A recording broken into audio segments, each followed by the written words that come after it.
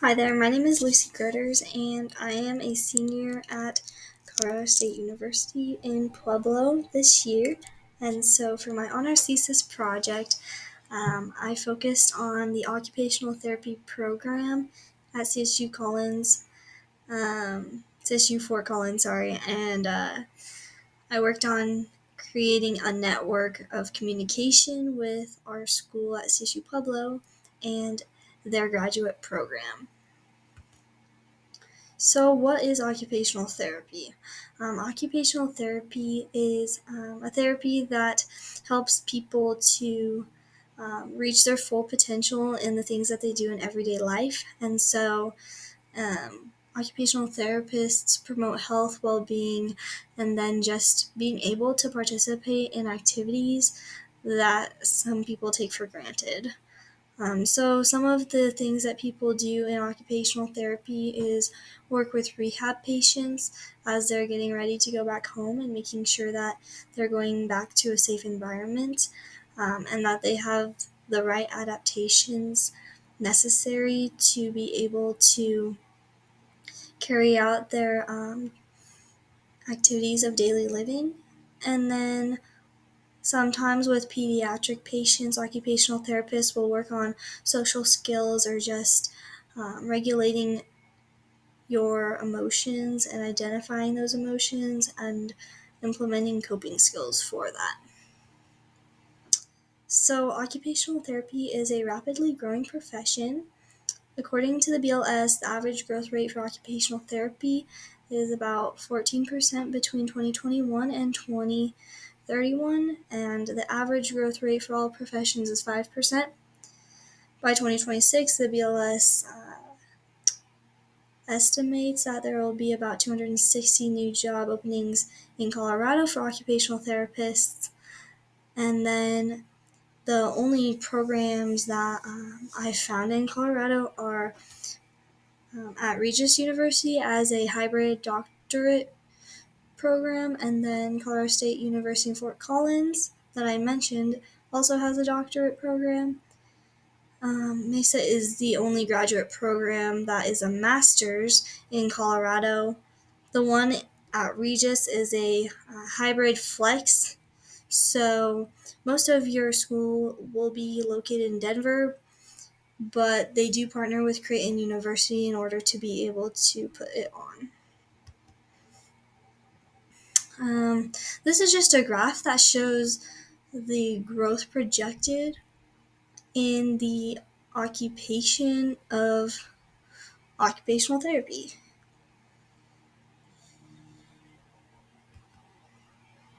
Alright, so for my project, at first I was wanting to implement a CSU occupational therapy program in Pueblo just because of the lack thereof of the programs available to Colorado residents for occupational therapy.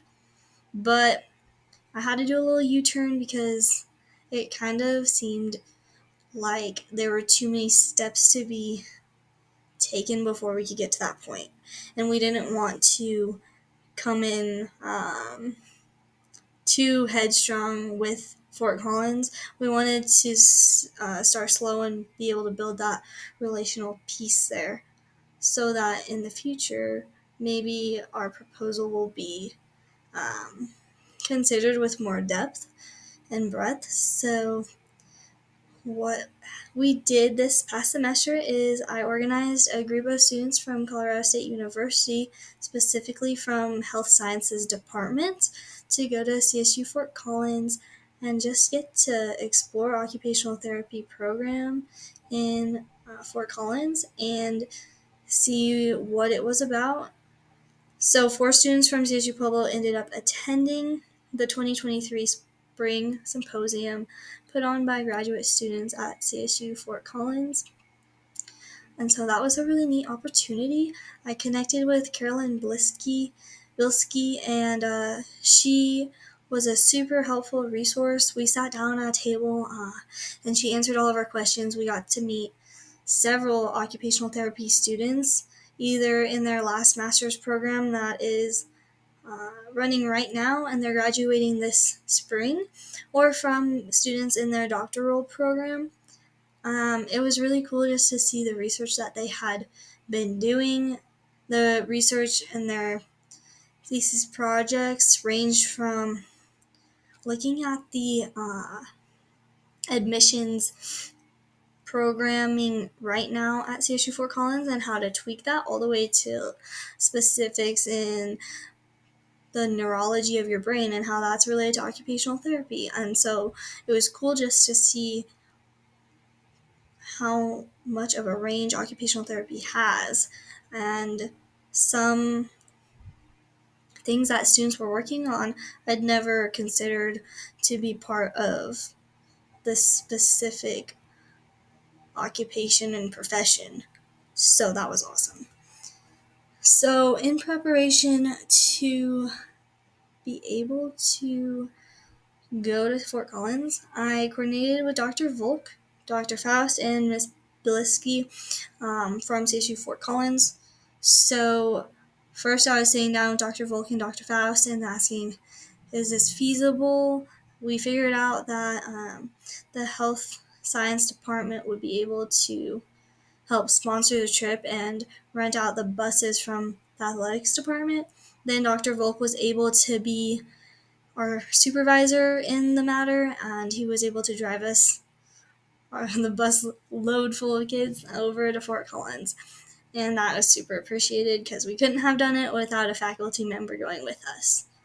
Then Miss Bilski put together an itinerary for us, and she was the main coordinator between the graduate program and our school. So first of all, we needed to get the word out, so I created some flyers, which I will share here in a minute, and I was able to go present this opportunity to several classes. I put the names of some people that I presented to down low. Shauna Hannenberger let me join in to one of her classes and talk about this opportunity. Dr. T, I had her for health coaching. I was able to go to her class and talk about it, and then I'm in Dr. Brown's medical terminology class. I joined a Zoom with Dr. Keys, and then Marissa Nunn is the coordinator at TRIO, and so I brought that opportunity up to her in case she knew any students in TRIO, which is really just a center within CSU Pueblo that advocates for students with disabilities, or if you are a first generation student, they really do help advocate and set you up for success at CSU Pueblo. Coordinated with Molly Romero in regards to having students fill out waivers, and she also helped with getting the athletic bus for us, or it's a van, sorry, the athletic van, and then we collected waivers and information from participants, such as emergency contact information, and then had an informational meeting. Up to that point, once we got there, we just had to leave. So that is a really brief summarization of the steps needed to be able to do this trip. There's a lot of back and forth communication with professors from CSU Pueblo, and then also with Miss Bilski from Fort Collins. So for outreach, these are some resources I used. Google Forms was essentially the universal sign-up application I used so that I could compound everyone that was going on the trip into one program and just make sure that I have all the information from them. I was able to easily share this link and have them put in information that was necessary to gather. And then this is the occupational therapy flyer that I was able to hand out to multiple classes. On it was a QR code to the Google Forms. This specific flyer doesn't have that, but it was something that was included on it. So as we move forward, we obviously want to sustain this communication so that all the effort that was put into this isn't lost. So I just wrote down some contacts that are important to keep. Caroline Blitzky was the occupational therapy graduate coordinator. She reached out and she made sure she got everyone's contact information that went on the trip. So Abigail Phillips is a student that went with CSU Pueblo. She's a junior this year, so that is perfect because next year she'll be a senior, and she said she was willing to continue that communication with Caroline and just help smooth the next transition, because Caroline is going to try to come to CSU Pueblo in the fall just to advocate their graduate program with occupational therapy. And then, yeah, just advise and educate students on occupational therapy as a whole. Because I think if you're not in the medical field actively, a lot of kids have never even heard of occupational therapy.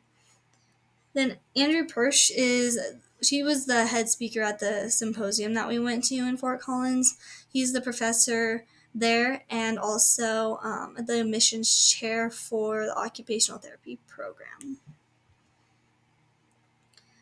What was really neat is that Dr. Volk got a student from the honors program to go up with him, and this particular student is interested in an English graduate program up in Fort Collins, and then he was able to connect with their honors program there to facilitate a day for this student who's looking at graduate programs in English. And so they were able to let him sit in on an English class and just talk to some students within his concentration as well. So Dr. Volk and I were talking and saying it'd be really cool to make this an annual trip where students looking into Fort Collins graduate programs specifically would be able to go and explore the specific degree or concentration that they're looking at. CSU Fort Collins was very easy to coordinate with. They had smooth communication, and they're willing to make efforts and steps towards getting our students into classes or just into those conversations with students that are already in their programs. And so this would be a really good opportunity for us at CSU Pueblo.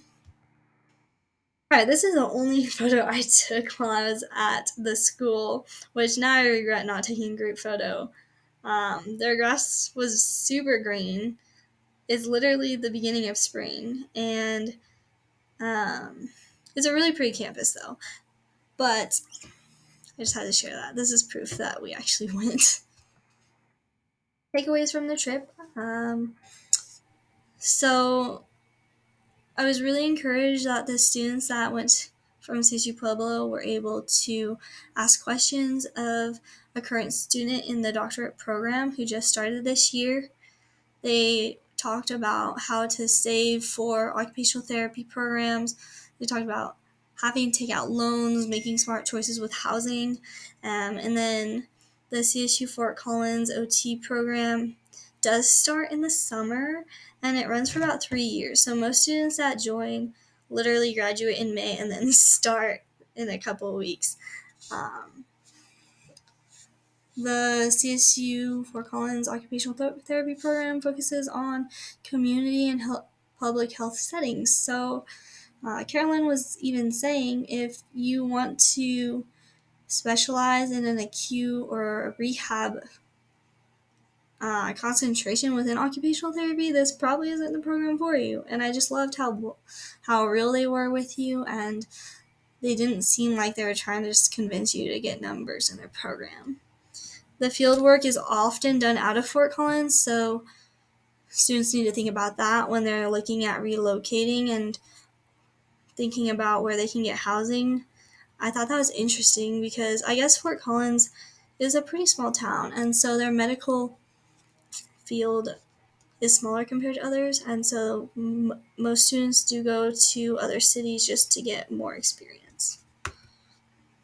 Okay.